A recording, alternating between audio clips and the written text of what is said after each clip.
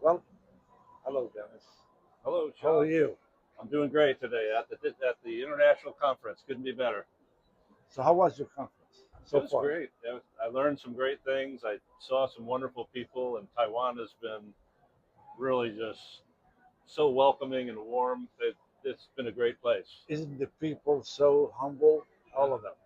all of them, and so helpful. I'll give you an example.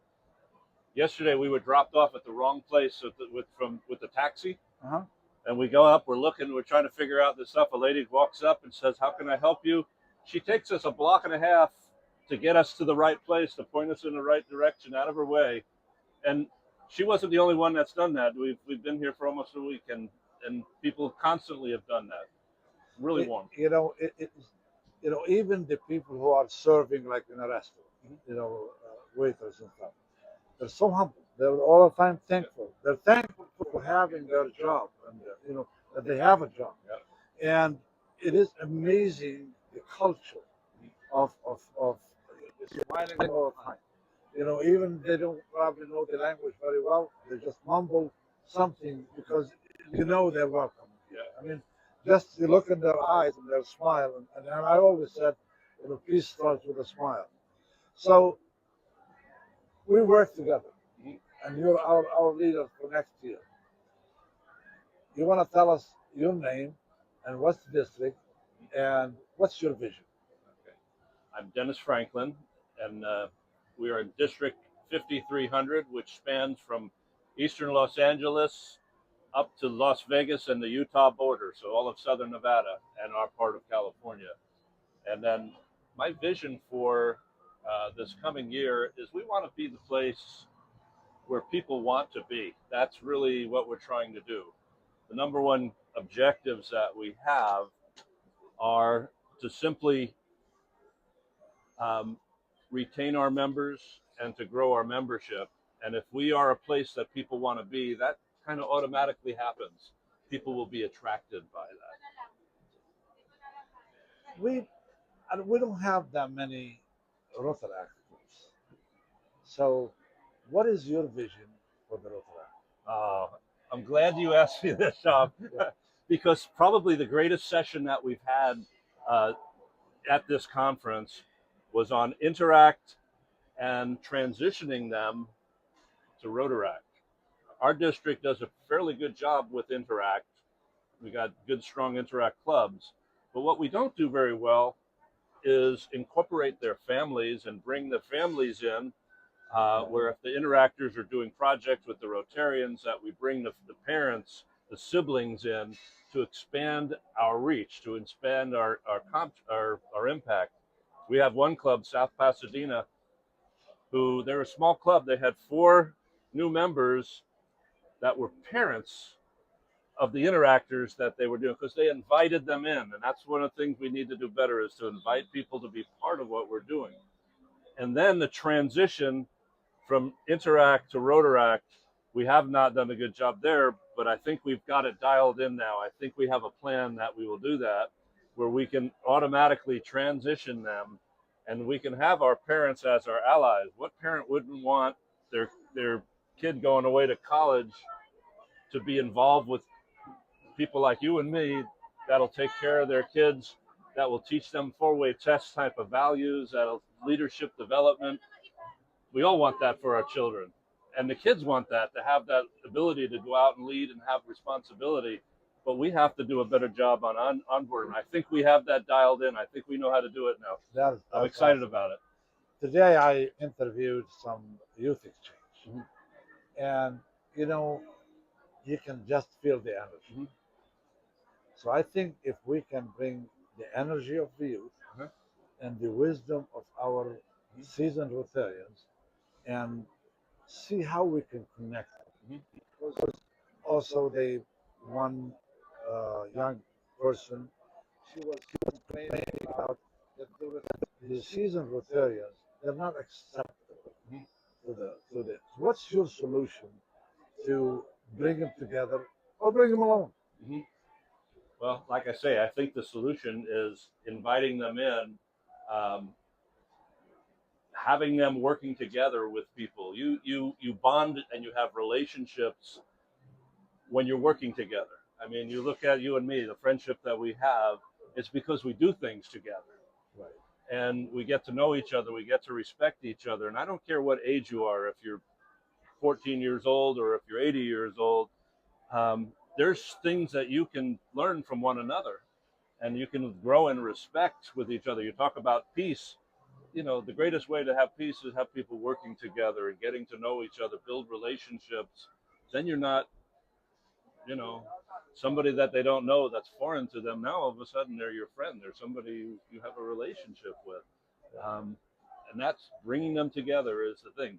And make it so that the older person wants to be there and that the younger person wants to be there. And when you're having things where you have purpose, when you're doing something with meaning, it's magic. Well, President Tanaka once said, with understanding, Mhm. we build respect. Mm-hmm. And with mutual respect, we build peace. Mm-hmm.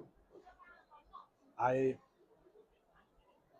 see some clubs have some problems, Mhm. inner problems.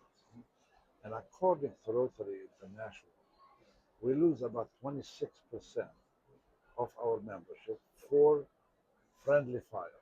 Mm-hmm. So, what is your plan to take care of that inner struggle? Mm-hmm.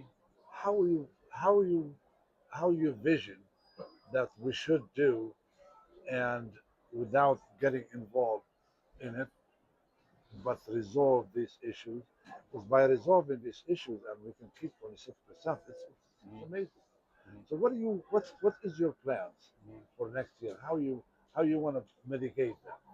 Well, one of the things that I've done with our presidents already, where we started talking about conflict resolution and how not to be dysfunctional. In other words, and the way that you do that is you have to be involved. You have to be willing to have a conversation when things come up. Like in any family, there's always things that come up where you have to work things through. The problems are when you don't deal with them, when you don't um, take care of them when they're little, and they fester and they fester and they get bigger. Instead of having a conversation and saying, "Hey, Shab, this happened. Can we talk about it? Because I care about you." And when people know that I care about you, 99% of the times it works out just fine.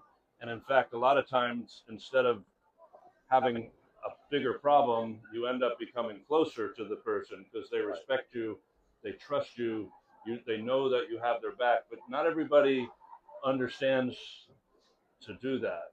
And the way to do that is to teach them. Um, And I always say, with understanding, communicating, mhm. and respect Yeah, is the first step yeah, to peace among us yeah. and among the world. We do have in our district a peace conference every year, Right. and what 32 or 36 years. 36 years. 36. You want to briefly tell us about that and how people can get involved Yeah. with that? Our past district governor, Garbus Deryegian, Yeah. he started this 36 years ago. He was an Armenian. He was one of the most impactful people for peace. He flew all over the world as an ambassador to put people together. And what he did is year after year, he would bring people together to do a conference. Last year we had it, it was on mediation. Other years before, they would bring experts in on different subjects that related to peace in any way. And we'd bring people in. John Yuko, I remember he came and spoke when the war in Ukraine. Right. What a great speaker that was to have to share his background and just his perspectives. Um, but Garbus did a great job, so we continue his legacy now, and it's been a great thing. Well, for the sake of time, what I like you to do is, what's your real message to all our Rotarians in 5300, and we don't live alone, and with Rotarians and Rotary District around us? How can we collaborate on the local level and international level. Well, I think it starts, with us as individuals, and then in our clubs doing the things that you were just talking about. And I think that the biggest thing that I'm going to try to share with my clubs as I go and do my district visits is to encourage people to just show up. We do so many great things, but so much of it is just being there, being supportive. You were a great example that all the crazy things that you do, the impact that you have, but you show up. Hey, Dennis, how can I help you? You know, being there at the end of the day to help clean up with the meeting, being there on the district level. Hey, you're doing this event, enjoying the event, or fundraisers, or the Rotary International Conference, taking the time to be here and to interact with people. And you know what? Even if I don't need it, maybe somebody needs me to be there because maybe I'll change their life because I happen to be sitting next to Shab and Shab had a need and I just happen to be the right guy to talk to. I want to thank you from the bottom of my heart. You've been a real kind and collective with all the. When you talk from your heart, and people feel you. You make them feel because your message resonates, and we look forward to your leadership next year and years to come. It's not a 1 year commitment. It's a life commitment, and I want to thank you again for being here today. And it's the end of the convention, and I am so grateful and honored to have the time to interview to you today. Well, thank you, Shab, and back at you, brother. Thank you. Thank you. Thank you very much.